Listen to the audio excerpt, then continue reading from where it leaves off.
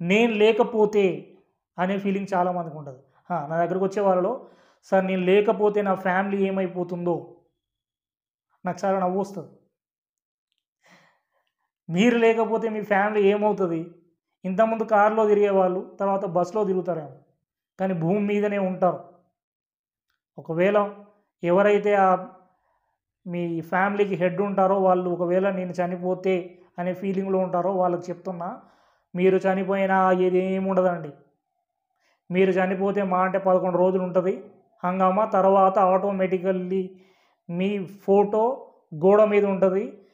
ఒక 6 నెలలో 4 నెలలో చూసి బాధపడుతూ ఉంటారు ఆ గోడ మీద ఉన్న మీ ఫోటోని చూసి. తర్వాత అది కూడా మర్చిపోతారు. వాళ్ళ పని వాళ్ళు చేసుకుంటూ ఉంటారు. సో ఎక్కువగా ఫీల్ అవ్వకండి, నేను లేకపోతే ప్రపంచం మునిగిపోతుంది, ఏమీ కాదు. మీ ఫ్యామిలీకి ఏదో అయిపోతుంది, ఏమీ కాదు. ఎంతలో ఉండాల్సింది అంతలో వాళ్ళు చేసుకుంటూ ఉంటారు. మీరు చనిపోతే భూమి ఆగేది ఉండదండి. మనం పుట్టక ముందు ఎప్పటి నుంచో ఉంది భూమి. మనం చచ్చిపోయిన తర్వాత ఎన్నో తరాలు కూడా వస్తాయి. భూమి అట్లానే తిరుగుతూ ఉంది. అందరూ వస్తున్నారు, పోతున్నారు. సో ఎక్కువగా హంగామా పడకండి, ఎక్కువగా టెన్షన్ తీసుకోకండి. నేను లేకపోతే ఏదో జరుగుతుందనే భ్రమలో ఉండకండి. ఏది ఆగదండి, ఏది ఆగదు.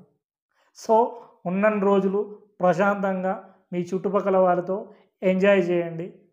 ప్రతి చిన్నదాన్ని మనసుకు తీసుకోకండి. ఇంట్లో వాళ్ళు తిడితే మన వాళ్ళే కదా అనుకోండి. ఆఫీస్లో తిడితే ఆఫీస్లో తిట్టినప్పుడు మీకు వాళ్ళతో కుదరనప్పుడు బయటికి వెళ్ళిపోండి, వేరే జాబ్ వెతుక్కోండి మీకు సూట్ అయ్యేది. సో ఇప్పుడు మెడ నొప్పి వస్తుంది, సర్వైకల్ స్పాండిలోసిస్ అని అంటారు, లేకపోతే సర్వైకల్ స్పాండిలైటిస్ అంటారు. చిన్న చిన్న ఏజ్ ఉన్న వాళ్ళకి ఎందుకు వస్తుందండి? సాఫ్ట్వేరే కాదు, ఎవరికైనా వస్తుంది ఈ మధ్యలో. మీరు కంటిన్యూస్గా చూస్తున్నాం కాబట్టి, స్క్రీన్స్ చూస్తున్నాం కాబట్టి మాకు సర్వైకల్ స్పాండిలైటిస్ వచ్చిందని చాలామంది భ్రమపడుతుంటారు. అట్లాంటిది ఏమీ లేదండి. మీకు కంటిన్యూస్గా సిస్టమ్స్ చూస్తూ ఎవరైతే డెడికేటెడ్గా పనిచేసుకుంటుంటారో వాళ్ళకు సర్వైకల్ స్పాండిలైటిస్ రాదు. రాసి పెట్టుకోండి, మీరు ఇష్టంతో చేస్తున్నారు కాబట్టి. ఇష్టం లేకుండా ఎప్పుడైతే చేస్తుంటారో అప్పుడు మెడ నొప్పి వస్తూ ఉంటుంది. ఫస్ట్ థింగ్, ఆ ఇష్టం లేకపోవడానికి గల రీజన్స్ ఏంటంటే, మీకు ఇష్టం లేని పరిస్థితుల్లో మీరు పనిచేయాల్సి వస్తున్నప్పుడు, మీ పైన ఎవరైనా ప్రెషర్ తెస్తున్నప్పుడు, ఆ పని మీ తప్పు అయినప్పుడు, మీరు అది చేయరాదు అనుకున్నప్పుడు అయినా కానీ మీరు ఆ పని, ఇప్పుడు మార్కెటింగ్ ఫీల్డ్ ఉందండి, కొన్ని వాళ్ళకు వేరే వాళ్ళకి తీసుకెళ్ళి ఇవ్వాల్సి వస్తుంది, తప్పదు. ఎందుకంటే వాళ్ళు ఉన్నదే మార్కెటింగ్ ఫీల్డ్లో. దానివల్ల లాభం వచ్చినా, మనిషికి నష్టం వచ్చినా, దానివల్ల హెల్త్ ఖరాబ్ అయినా, ఏమైనా వాళ్ళకి సంబంధం లేదు. ఆ ప్రోడక్ట్ తీసుకెళ్ళి కస్టమర్కి వాళ్ళు ఇవ్వాలి. సో దాని గురించి మంచిగా చెప్పాలి, అది వాళ్ళ పని.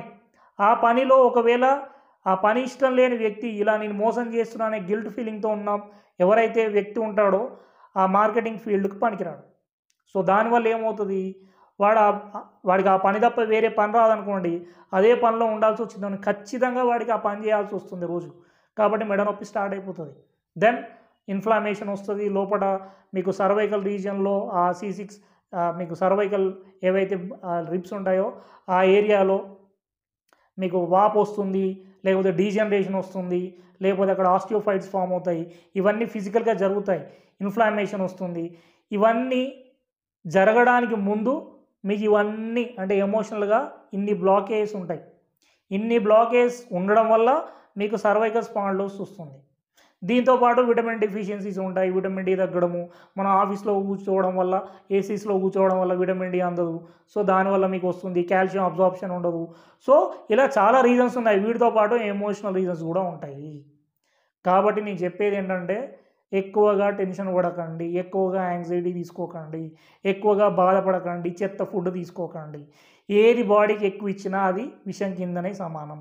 సో మీరు ఎక్కువ ఫుడ్ తీసుకుంటే కూడా ఆ కార్బోహైడ్రేట్స్ ఎక్కువ అవ్వడం వల్ల మీ బాడీలో ఫ్యాట్ డిపాజిషన్ పెరిగిపోతూ, షుగర్ లెవెల్స్ పెరుగుతూ, మీకు స్టోన్స్ ఫామ్ అవుతూ, ఇవన్నిటితో పాటు ఒకవేళ మీరు ఎంత ఫుడ్ హ్యాబిట్స్ చేంజ్ చేసుకున్నా, కొంతమంది టెన్షన్స్ వల్ల కూడా స్టోన్స్, లేకపోతే స్ట్రెస్ వల్ల మనకు బీపీలు, షుగర్లు, థైరాయిడ్లు వస్తున్నాయని తెలుసుకోండి. సో ఇంత వచ్చేది స్ట్రెస్ వల్ల అని అర్థమైనప్పుడు స్ట్రెస్ తగ్గించుకోవడానికి నానా హంగామా పడుతూ ఉంటారు. అసలు మీరు ఏ విషయం గురించి కూడా ఎక్కువగా ఆలోచించకపోతే, మన పని మనం కరెక్ట్గా చేసుకుంటూ పోతే మీకు స్ట్రెస్ తగ్గిపోతుంది. ఇష్టం లేకుండా పని చేయకండి. నేను చెప్పేది అది. చాలామంది ఇష్టం లేకుండా పని చేయడం వల్ల చాలామంది స్ట్రెస్ ఫీల్ అవుతూ ఉంటారు. అది ఇంట్లో కావచ్చు, ఆఫీస్‌లో కావచ్చు.